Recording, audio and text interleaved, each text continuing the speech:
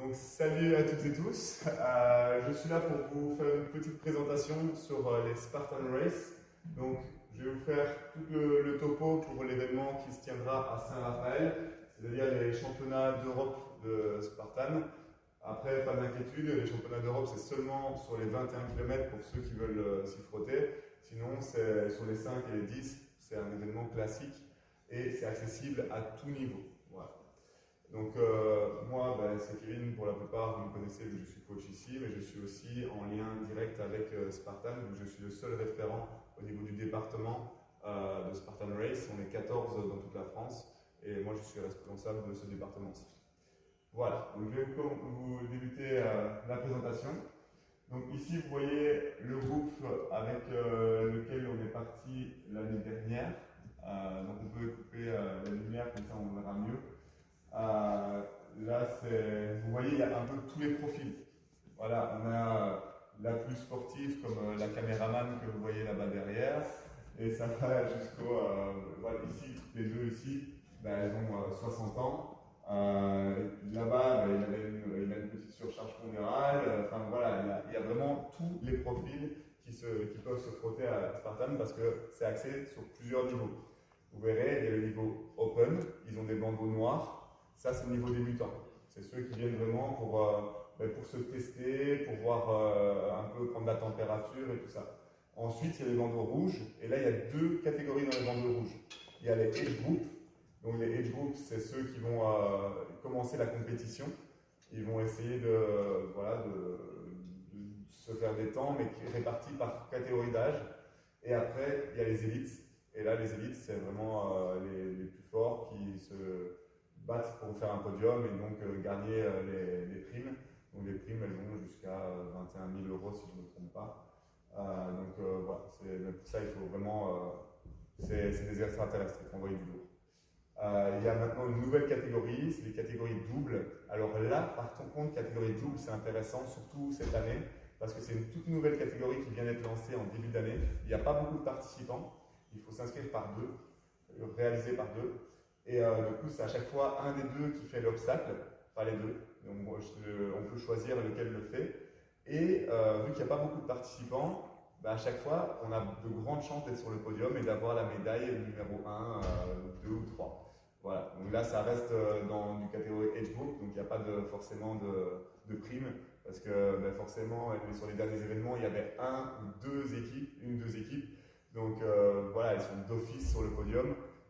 Mais je pense qu'il y en aura peut-être un peu plus à Saint-Raphaël, ça commence à être connu, mais il n'y en aura pas des masses. Donc si vous prenez déjà un binôme qui sait courir, je pense qu'il y a moyen de faire des bons résultats. Alors, je vais vous mettre déjà une petite vidéo qui va résumer un peu l'événement. C'est parti. Voilà. On va essayer de mettre un peu plus de son par contre. Hop.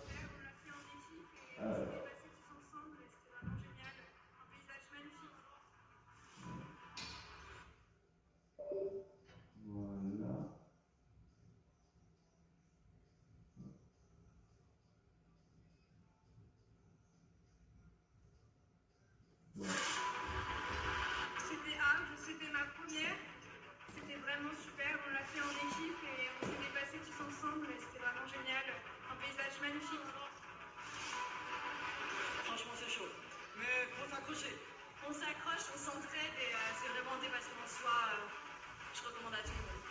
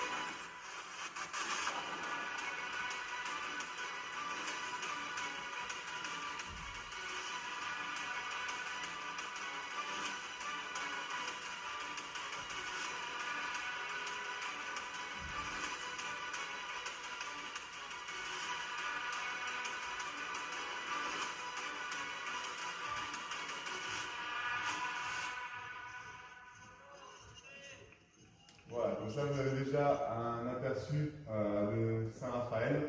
Vous avez vu la plupart des obstacles d'ailleurs, enfin la plupart. Il faut savoir que pour la 5 km, vous aurez 20 obstacles. Pour la 10 km, 25 obstacles. Et pour la 21 km, on est sur du 30 obstacles. Qu'est-ce que dire d'autre là-dessus? Vous voyez, il y a un peu tous les profils.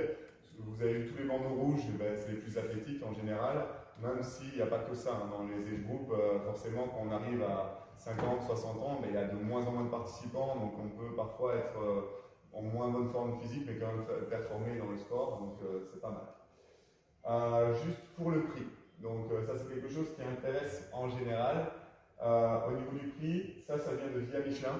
C'est normalement rien que l'aller pour aller à Saint-Raphaël, à Fréjus, c'est 94,08 €. Donc l'aller-retour, on est sur du 188 €. Donc ça c'est que pour l'aller-retour en voiture si vous y allez tout seul. Si vous venez avec la salle, donc avec l'orange bleu, donc on est sur un budget de 150 à 200 €, mais tout compris. Donc ça veut dire le transport, le logement tout le week-end et la course. Donc ça vous revient moins cher que de faire l'aller-retour le jour même en voiture, sauf que là vous avez tout le package avec. Par contre, pour le trajet, j'avoue que s'il y en a qui me pompent l'air pendant le trajet, ben voilà, je sévis. Donc ça c'était l'année dernière. Voilà, elle n'arrêtait pas de parler, donc voilà, j'ai dû trouver des solutions. Ça, c'est le camping où on va être. Donc vous avez ici la piscine. En général, elle n'est pas trop chauffée. Enfin, si la partie là est chauffée, celle-ci non. Mais quand on finit les courses, généralement le froid ça fait du bien. Les bungalows sont pas mal. Il y a on peut faire du kayak là, il y a des terrains de sport là-bas, mais généralement on n'y va pas. Et du coup, tout l'espace bungalow ici. Donc pour les bungalows, vous avez ici, on le voit de devant, vous avez 2 chambres juste là avec des lits séparés et une chambre avec lit double et la banquette ici qui se déplie pour laisser une place. Donc normalement on peut aller jusqu'à 8 personnes, moi je préconise plutôt 7 pour avoir qu'une seule personne sur la banquette. Il y a la douche et voilà, tout ça. Et là vous voyez un petit peu l'intérieur, à quoi ça donne quand on y est. Donc généralement on répartit les groupes par affinité et après on comble si jamais il reste des places dans les bungalows. Devant, généralement c'est là qu'on fait les barbecues, qu'on met l'ambiance et tout ça. Vous verrez, il y a beaucoup de personnes qui font la Spartan Race qui sont là aussi et avec qui on pourra échanger, qui ne sont pas forcément avec le groupe. Ça, c'est le trajet qu'il y a à faire depuis, donc là vous avez tout le camping qui est là, et ça c'est la route à faire jusqu'au départ, ici. Donc il y a 4 km, ça me laisse 1 minute en voiture. Il faut savoir qu'il y a une navette gratuite qui démarre depuis le devant du camping, c'est fait exprès, et qui vous dépose devant le départ. Voilà, vous avez peut-être 50 mètres à marcher, donc ça va. Ensuite, donc faut savoir que Spartan, moi je l'utilise pour une bonne raison. Je l'ai connu parce que j'ai un couple qui m'a demandé de les coacher pour participer, je ne savais pas ce que c'était. Donc je me suis renseigné, je les ai coachés et tout ça, mais ils se sentaient toujours pas à l'aise à la fin et ils m'ont demandé pour faire la course avec eux. Et j'y étais, j'ai adoré le concept et surtout l'entraide et tout ça qu'il y a, même dans les age groups, peut-être pas les élites, mais les age groups encore il y a de l'entraide. Et du coup, je me suis dit, je veux vraiment faire partager ça à mes adhérents et à toutes les personnes que je connais. Et c'est pour ça que depuis des années, je pars avec des adhérents là-bas. On était parti avec l'Orange Bleu du Soleil avec plus de 40 personnes. Moi, mon objectif ici, c'est de partir avec plus de 60. Et là, vous voyez un peu ce que ça amène. Là, vous voyez Julien, d'ailleurs, qui est le coach de l'Orange Bleu du Soleil, qui était à l'époque en stagiaire chez nous, qu'on voit ici aussi. Donc à chaque fois, tout ça c'est les groupes, on voit vraiment la solidarité que ça entraîne. Là c'était à la fin de la course, il y en a qui sont en pleurs parce qu'ils se sont dépassés, il y en a qui sont juste contents. Enfin voilà, c'est vraiment une bonne ambiance. Maintenant au niveau de la crédibilité, pourquoi je vous amène tout ça, il faut savoir que déjà j'ai eu la chance de pouvoir participer à 2 championnats du monde il y a 2 ans à Sparte, donc, que vous voyez ici. Donc ça, c'est le plus gros championnat du monde de Spartan Race. C'est les 3 courses le même week-end. Donc on commence avec la sprint le premier jour, la super le deuxième, et on termine avec la beast le dernier jour. Donc 5 km, 10 km, 21 km. Et voilà, ils prennent le temps complet et le classement dépend de ce temps complet. Après, donc j'ai fait Jvar. Donc Jvar, c'est en Croatie. Là-bas, c'est le championnat du monde sprint, donc sur la 5 km. Pour moi, la plus difficile des courses, c'est la 5 km. La 21, le rythme n'est pas soutenu. On peut moduler et tout ça, même si on doit quand même courir, ça permet de gérer. Une 5 km, c'est du sprint de A à Z. Sauf quand on le fait en open, ben forcément, là, c'est plus facile de prendre une 5 km parce qu'on découvre et on va quand même trottiner. Je suis aussi Marshall depuis peu. Donc Marshall, c'est ceux que vous voyez là avec les t-shirts jaunes. C'est ceux qui sont sur les obstacles pour les catégories compétition et qui décident si vous avez bien réussi l'obstacle ou non. Et si vous l'avez raté, vous avez ce qu'on appelle une penalty loop. Donc généralement, c'est prendre une chaîne, faire un parcours supplémentaire, déposer la chaîne et repartir. En open, par contre, c'est des burpees. En général, c'est 30 burpees si vous ratez un obstacle. Ici, c'est une personne que j'ai coachée et qui a fini première à la Winter Cup de Valmorel. Donc voilà, c'est une fierté aussi d'avoir pu l'amener jusque-là. Il avait déjà des très bonnes bases physiques. Moi, je suis juste venu apporter une petite touche parce qu'il m'a demandé de le coacher dans cet objectif-là. Et là, vous voyez mes statistiques actuelles. J'ai fait 45 courses actuellement. 11 trifecta, donc trifecta c'est quand vous faites les 3 distances, avec plus de 1100 obstacles, 500 km de distance, et ça c'est avec mes chronos regroupés. Ici aussi, vous avez les différentes personnes que vous rencontrez, donc je vous ai parlé de Marshall. Donc, nous on est là pour faire valoir les règles, mais aussi pour diriger un peu les volontaires. Les volontaires, c'est des personnes sans qui il n'y aurait pas de course. Donc la première chose sur laquelle j'insiste quand je vais avec un groupe, c'est le respect et rester dans une bonne dynamique, plaisanter avec eux. Voilà, ils sont là pour ça, pour partager aussi des moments, ils donnent leur temps pour vous. Et voilà, je trouve que c'est assez intéressant de se motiver les uns les autres.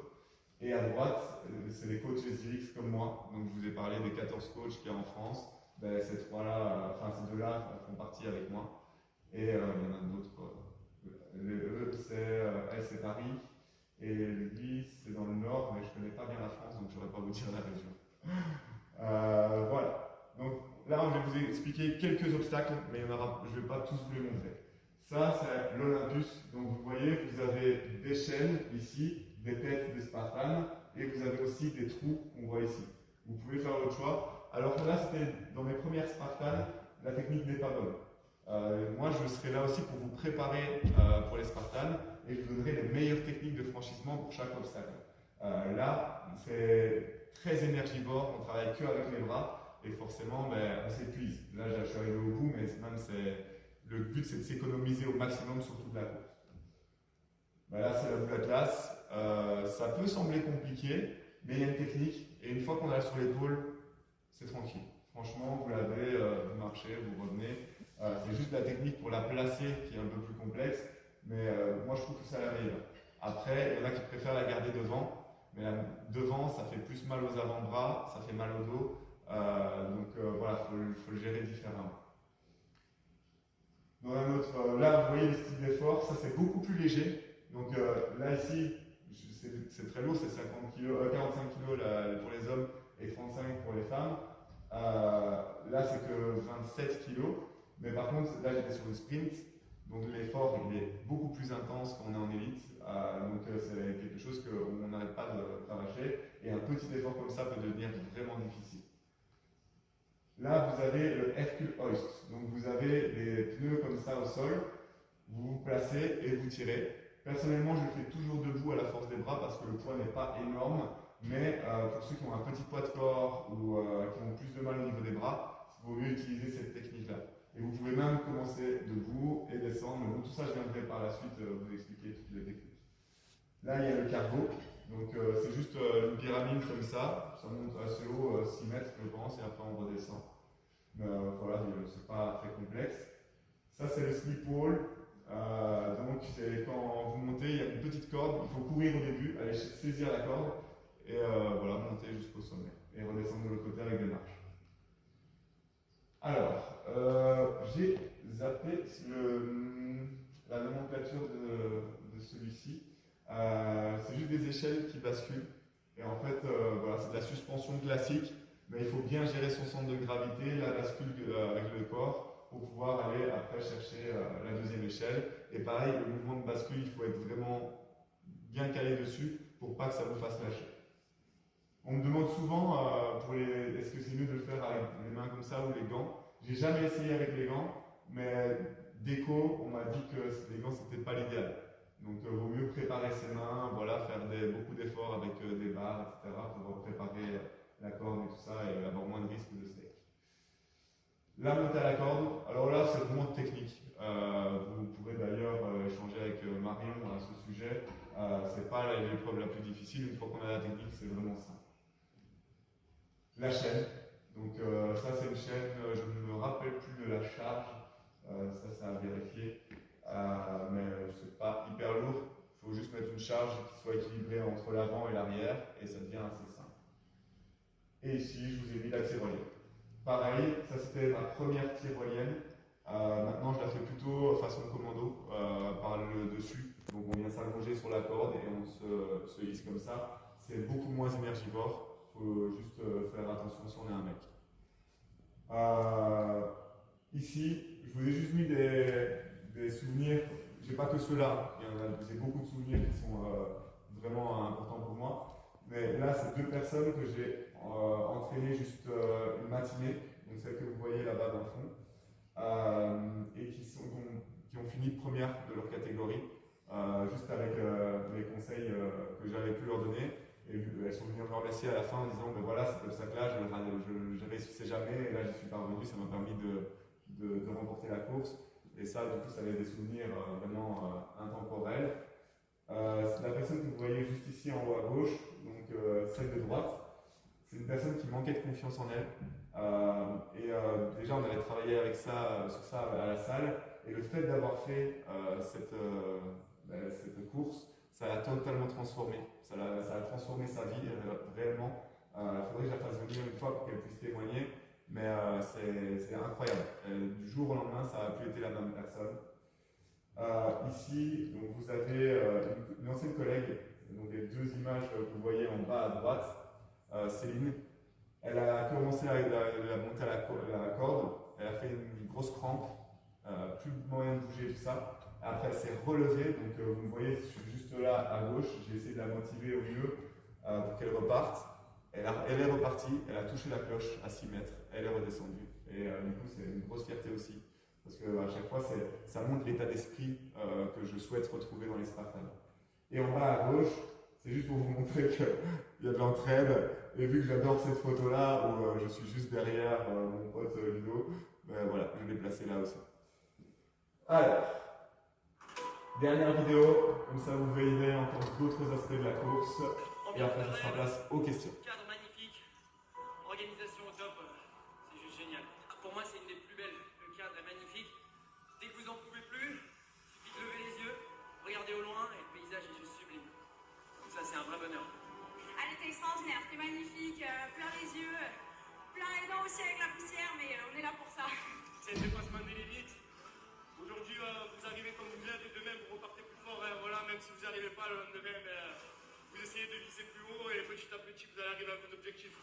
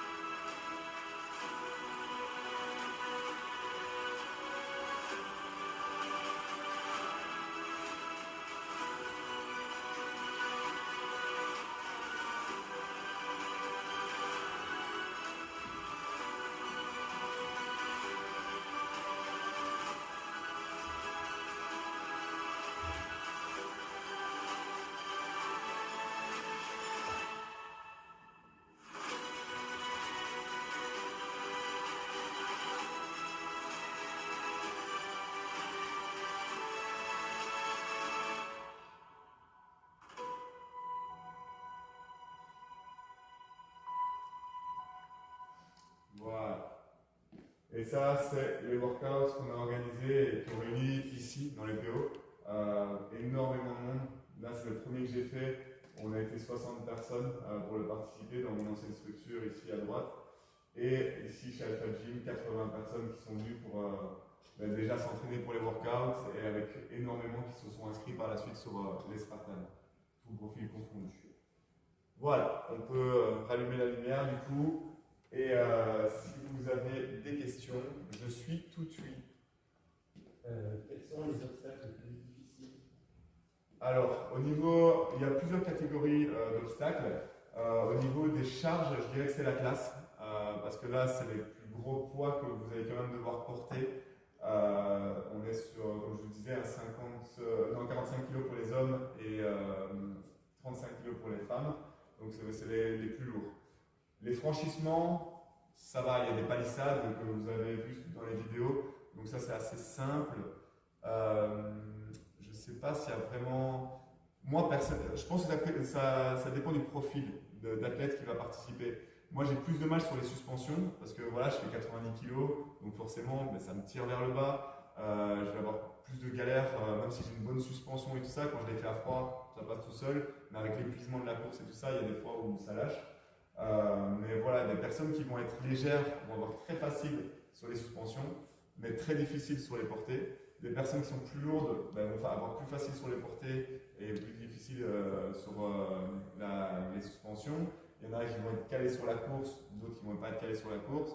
Enfin voilà, et après, le rôle des coachs SGX, c'est vraiment de vous apporter le maximum de clés pour avoir que les obstacles deviennent le plus faciles. Les obstacles, ça doit vraiment être une banalité que vous passez le plus vite possible pour continuer votre course et voilà. En parlant d'obstacles, oui. Est-ce que sur chaque course, tu retrouves toujours les mêmes obstacles ou les mecs changent? Alors, les obstacles reviennent régulièrement. Par contre, il y a des obstacles qui sont vraiment ciblés en fonction du format. Par exemple, l'échelle à bascule, je les ai vus que sur les pistes. C'est en fait des obstacles qui sont vraiment difficiles, ils les mettent sur les grands formats. Si vous faites des pistes ou des ultras, donc par exemple ici je vais participer au championnat du monde ultra en élite en juillet. Là je sais que les obstacles vont être vraiment éreintants. Genre on doit porter la chaîne, oui, mais après il faut mettre la chaîne sur un sled, il faut venir tirer le sled, il faut reprendre la chaîne, pousser le sled. Enfin voilà, plus on monte dans les distances et plus ils essayent de rendre difficiles les obstacles. Après, à force de le faire les Spartans, on maîtrise tous les obstacles. Maintenant, quand on va dans d'autres pays, il y a d'autres types d'obstacles. Quand j'étais à Jvar, il y avait une planche qu'il fallait venir aller chercher sur le côté avec des prises d'escalade, mais c'était une planche qui était amovible comme ça. Donc là, c'était un peu complexe, c'était un peu plus type Ninja Warrior. En Australie, et en Royaume-Uni, ils ont un genre ils appellent ça le château. C'est une planche comme ça, puis c'est un dévers total. Donc il faut venir se tenir avec des prises d'escalade aussi. Et après, il faut regrimper, repasser par-dessus. Donc voilà, en fonction des pays, ça peut changer. Mais en France, en tout cas, ça reste à peu près les mêmes obstacles sur chaque format. Voilà. Sur le javelot, oui. C'est quand même assez éloigné ou c'est quand même assez proche? On est normalement sur du 6 mètres d'éloignement. Après, parfois, ça ils sont engagés par Spartan pour les mettre. Par exemple, quand on a été à Carcassonne il y a peu, ils les avaient un peu mal placés. Du coup, en début de plage, il y avait plutôt 5 mètres et le dernier c'était 6 mètres. Donc ça aussi, il faut regarder. Et il y a des règles bien précises. Par exemple, sur le javelot, si vous lancez, que vous touchez qu'elle rentre dans la cible, que vous faites juste 2 mètres et que c'est bon, là c'est accepté. Par contre, si vous restez dans vos zones, qu'elle touche la cible, vous attendez, et après que le bâton il descend, parce que parfois c'est dans de la paille, et ça touche le sol, ça annule. Donc ça, il faut connaître aussi les petites subtilités réglementaires de chaque obstacle. Voilà. Comment bien se préparer à la course? Alors moi, ce que je conseille, c'est commencer par de l'endurance pure. Voilà, on va faire des petites footings. Ça sert à rien de faire la distance complète. Par exemple, si vous voulez faire un 21 km, peut-être le faire une fois ou deux, vraiment pour se tester sur cette distance. Mais déjà, si vous entraînez avec des plus petites distances, vous aurez les jambes pour le faire. Il faut juste de la régularité.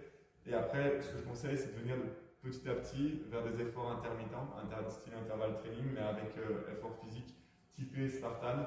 Par exemple, vous pourrez, même en salle, hein, c'est possible à faire, vous pourrez, puis vous faites 10 burpees, vous recourez, vous prenez 2 haltères, vous faites une distance, vous revenez, vous courez, vous faites de la suspension, vous restez sur la barre de traction pendant 30 secondes, vous relâchez, vous recourez, tout le temps faire des efforts comme ça, et ça c'est ce qui va vous préparer le mieux possible pour cette compétition. Pour les dates d'inscription, c'est juste Alors, pour les inscriptions, je peux les faire même une semaine avant la course, c'est pas le problème. Par contre, il faut savoir, et ça vous pourrez le partager aussi avec nous, Marion, ce qu'il y a, c'est que plus on attend, plus les prix augmentent au niveau des courses, donc ça c'est chiant. Et après, au niveau organisationnel, c'est plus facile de le savoir avant pour pouvoir préparer le transport en car, les bungalows, des trucs comme ça. Donc moi ici, je vais faire une première inscription d'ici fin juin. Ça sera la plus grosse inscription. Et après, je pourrai bien sûr rajouter des personnes, mais ça ne sera pas les mêmes forfaits. Du coup, c'est-à-dire que la course est payante. Oui. Et est-ce que ça, c'est compris dans le forfait pour partir? Oui, le forfait que je vous ai montré au début, ça sera 200 € maximum. Après, 200 € maximum, c'est si vous prenez la 5 km. La 10 km, elle est un tout petit peu plus chère, mais ça va. Par contre, la 21 km, en plus sur le championnat d'Europe, là, je pense qu'elle est beaucoup plus chère. Je n'ai pas regardé les prix actuellement. Moi, je peux avoir des prix très intéressants. Il faut encore que je regarde ça. Parce que j'ai des codes, quand je fais Marshall et tout ça, justement, j'ai des codes à revendre que je peux refaire beaucoup moins cher. J'ai 25% aussi en partant en groupe avec la salle et vu que je suis SGX. Donc voilà, on peut partir là-dessus, ça fait des grosses réductions, mais il faut savoir que le prix augmente en fonction du format que vous allez faire. Au niveau de l'alimentation, tu préconises un truc spécifique ou... Alors, il y a beaucoup de choses qui se disent. Au niveau de l'alimentation, on dit qu'il faut s'habituer avant. Bien sûr, il y a des choses qu'il faut... moi, par exemple, j'essaie d'augmenter mes glucides dans la dernière semaine avant la compétition, mais j'essaie de ne pas trop changer mon alimentation. Parce que si on la change de trop, on risque d'avoir des bouleversements au niveau digestif, et ça peut vous poser des problèmes sur la course. Avant, je me faisais vraiment un petit déjeuner calé Spartan, spécifique, et finalement, j'ai vu qu'en reprenant mon déjeuner classique que je me faisais tous les jours, j'étais beaucoup plus à l'aise sur la course qu'en faisant mon déjeuner typé Spartan. Après, quand on vient sur les grandes distances, moi personnellement, et c'est un tort, je n'utilise pas de nutrition. Je pars sans rien sur une liste. À partir de la 21 km, c'est quand même bien d'avoir des gels ou alors des petits trucs sucrés avec soi ou des petits boosts pour pouvoir tenir sur la longueur. Même si vous avez les ravitaux, je pense que c'est 6 ravitaux sur la 21 km. Donc ça permet vraiment d'avoir quand même de quoi. C'est pour ça que moi je pars sans rien, je sais que je m'arrête au ravito, je prends quelques minutes. Mais ça aussi c'est de la perte de temps. Quand on vise un chrono, c'est mieux de les avoir sur soi. Voilà. Et du coup, comme sur les photos là, c'est quoi? C'est des entraînements exprès pour les Spartans? Alors ça c'est organisé par Spartan directement, c'est les Spartan Workout Tour. Je vais essayer d'en faire venir un avant Saint-Raph, mais ça m'étonnerait parce qu'ils ont déjà été fort calés. Maintenant vu que en tant que coach SGX, on peut quand même proposer tout ça, donc on va voir. Mais sinon, ça change rien que ce soit organisé par Spartan ou en dehors par moi. C'est la même chose parce que c'est moi qui organise ces entraînements-là. La seule chose qui change, c'est que vous n'aurez pas le t-shirt de finisher du Workout Tour. Mais à part ça, voilà, il n'y a rien qui change. Moi, je vais organiser des entraînements faits pour vous préparer au mieux pour les courses. Et le but, ça sera vraiment que vous appréhendiez au mieux tout ce qui est obstacles, courses, etc. Voilà. Il n'y a plus de questions? Parfait. Eh ben, un grand merci à vous de m'avoir écouté. Et si vous êtes intéressé, n'hésitez pas à revenir vers moi. Pour ceux qui verront la vidéo plutôt sur les réseaux sociaux, sur YouTube, etc., n'hésitez pas à envoyer un mail directement sur le mail de l'Orange Bleu de Saint-Estève. Et comme ça, je le recevrai et on pourra voir pour les inscriptions ou quoi. Ou alors, vous pouvez venir directement à la salle. Voilà. Merci encore pour votre écoute. Et maintenant, on va passer au test pour